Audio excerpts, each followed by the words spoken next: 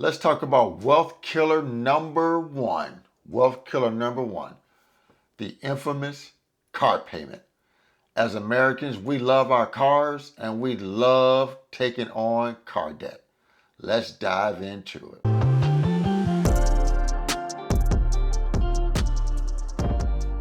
Hey guys, welcome to the channel, Frank Talks Money. Real quick guys, you know what it is. Please smash that like button.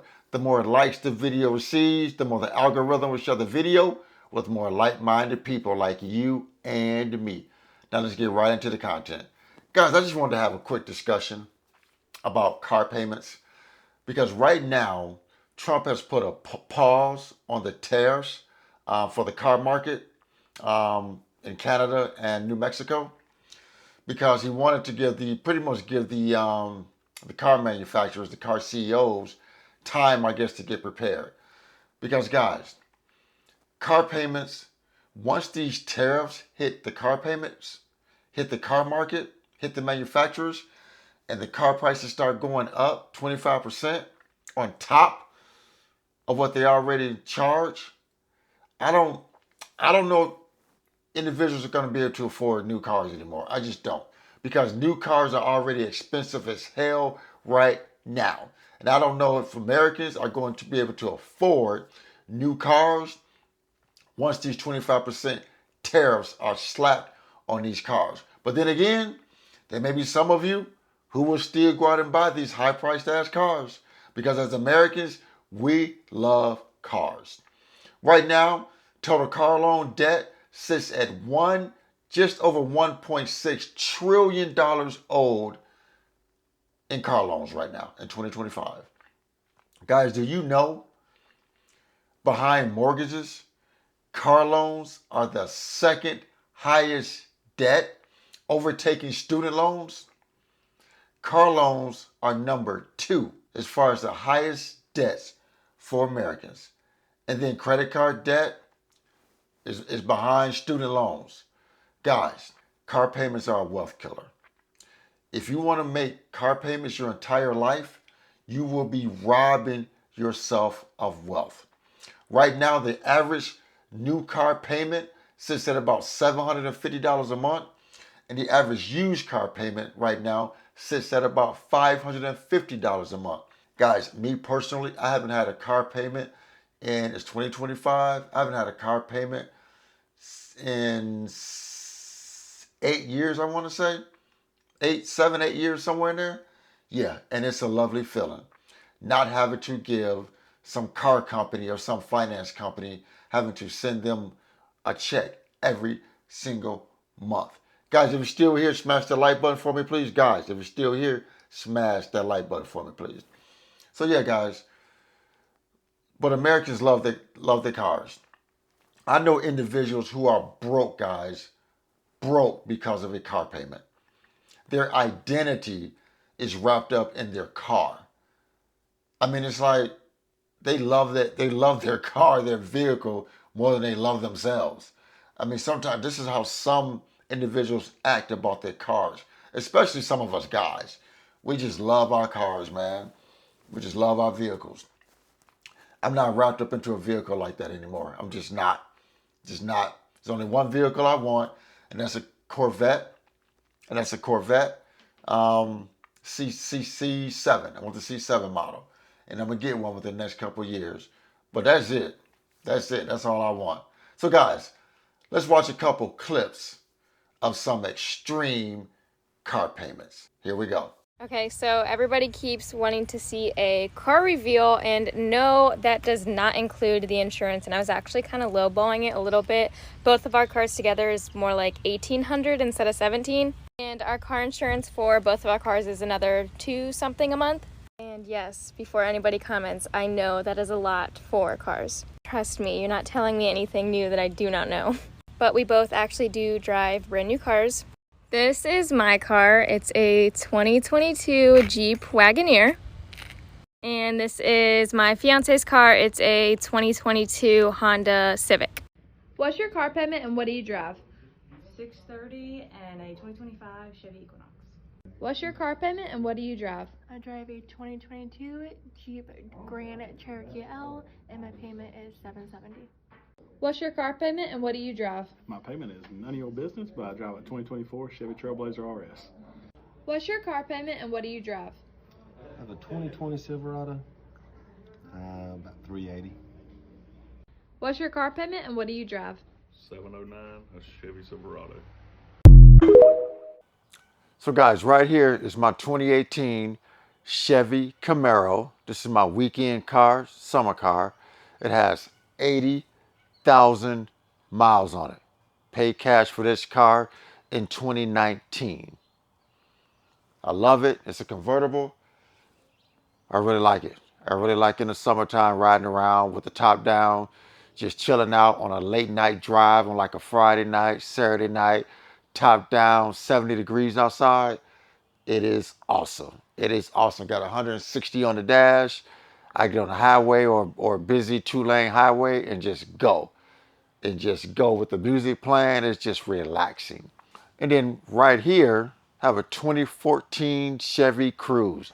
This is my everyday driver, guys. My everyday driver. This car has 190,000 miles on it. 190,000 miles on it. And I actually financed this car, but when I started back in 2014, it's a 2014, bought it brand new, and actually financed it. And then once we started going through the Dave Ramsey program and paying off our debt, me and my ex-wife, we paid the car off. So, and then here's my baby, my Harley Electric Glide. It's a 2010 Electric Glide. 2010 Electric Glide with 30,000 miles on it. This is my bike. It's a touring bike. I love it. I love to ride in it. I love it. Just cruising down the road, just chilling out with the music blasting, having a great time. So yeah, guys, those are my vehicles that I drive on my income, which is a high income. I'm not out here driving $50,000 cars, $60,000 cars, not even $40,000 cars, because they're depreciating assets.